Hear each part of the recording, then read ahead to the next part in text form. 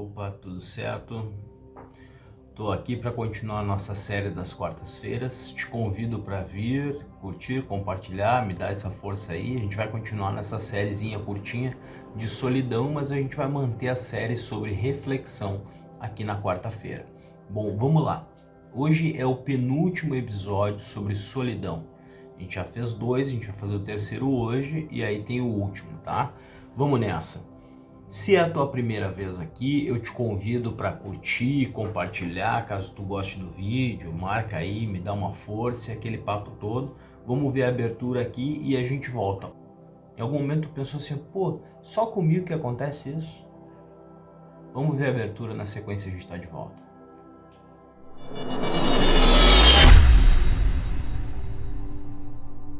Tudo certo, seja bem-vindo, eu sou o Axel. A gente está falando nas quartas-feiras aqui sobre solidão, tá? E nesse episódio a gente vai falar sobre... A gente vai começar falando sobre momentos em que a gente acha que é só com a gente, sabe? Que a gente acha que é exclusivo. Mas a gente está levando a solidão e falando sobre a relação de amizade.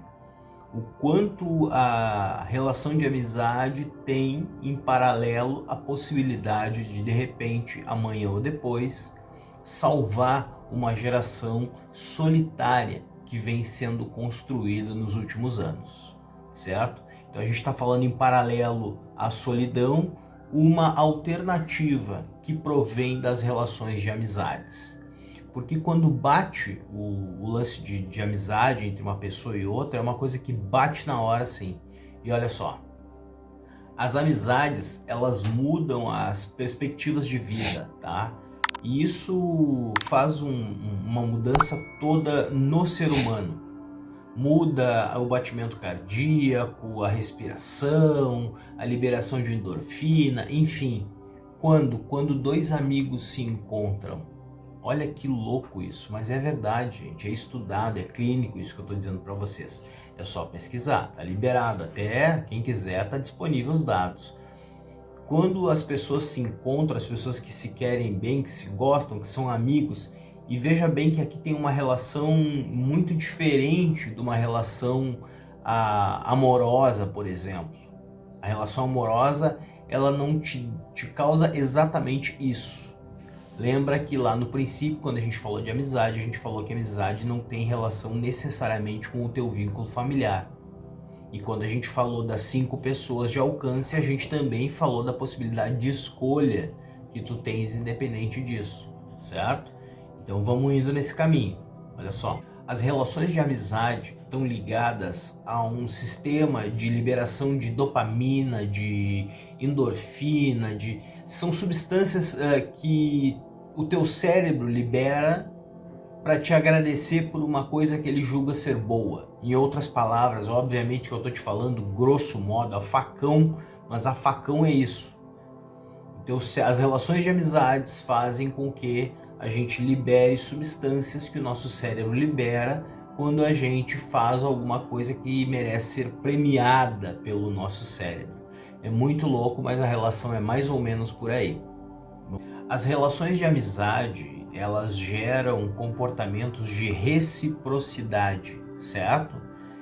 A reciprocidade é uma coisa que aumenta a nossa longevidade. Muito pirado. O tempo passa, o mundo, as coisas acontecem, mas as relações de amizade, elas perpetuam. Vou te falar sobre uma pesquisa que foi feita, olha só. Um grupo de pesquisadores britânicos estudou mais de 6.600 pessoas em 114 países no mundo.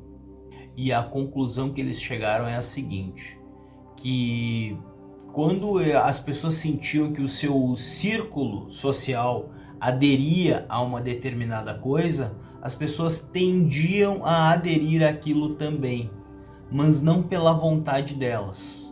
Olha que interessante.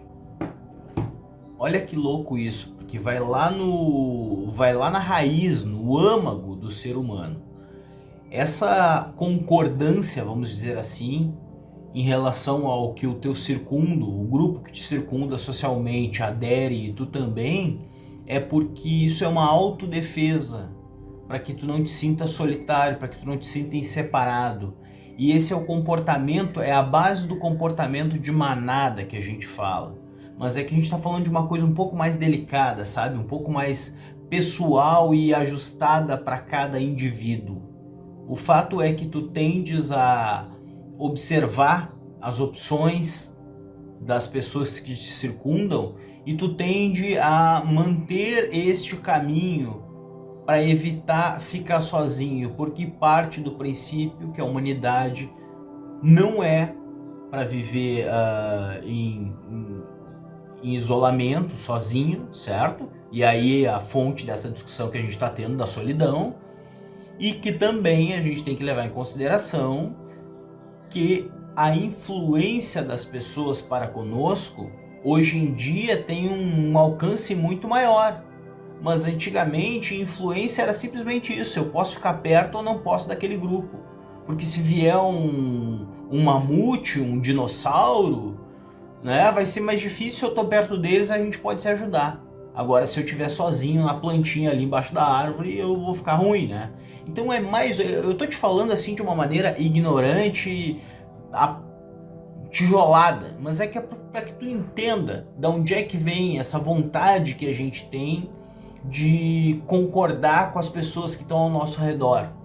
Eu vou te dar um exemplo. Tu tá numa sala de aula, provavelmente aquelas pessoas que tu mais admira na sala de aula vão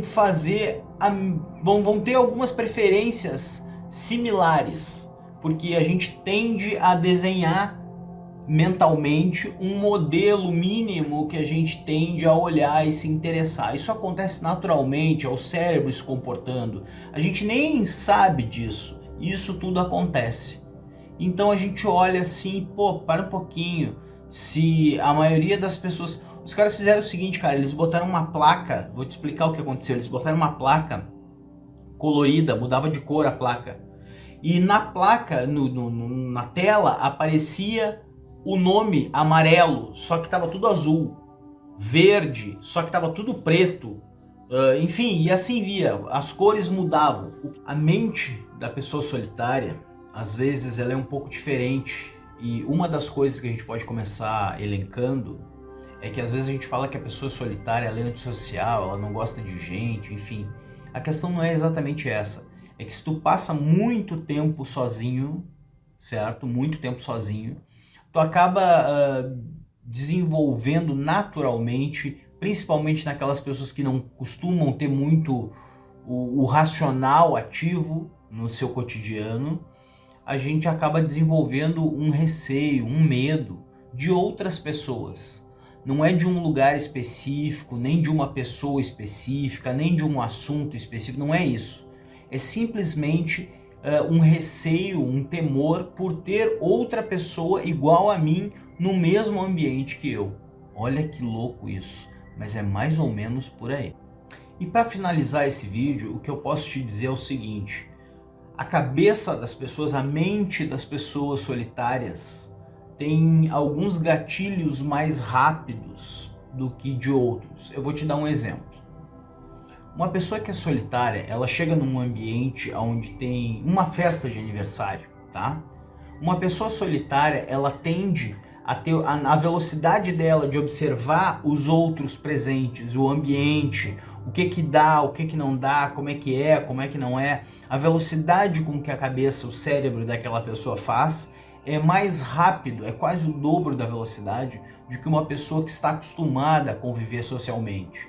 E aí tu pode levar em consideração o seguinte: uma pessoa que está acostumada a conviver com outros, dá uma esbarradinha no ombro, tu já vai chegar e já vira, me desculpa, pô, sem querer, me perdoa, etc e tal. Uma pessoa que não está acostumada com outras pessoas, os jovens muitas vezes, que são solitários, estão no videogame dias, horas, bate, dá uma esbarradinha no ombro, eles não estão nem aí, eles seguem adiante. E muitas pessoas acham que aquilo é uma grosseria por parte do jovem. E não é necessariamente uma grosseria. É simplesmente um gatilho que ele não tem, que ele não despertou. Porque o convívio social para ele ainda não é uma coisa tão confortável assim.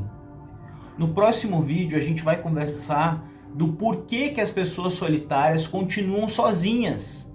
Sim, porque Grosso modo, a pessoa está sozinha. E por que que ela continua sozinha? Porque não tem ninguém querendo fazer companhia para ela, não tá ninguém querendo fazer amizade. Eu não tô nem falando de relacionamento amoroso, eu tô falando de convívio.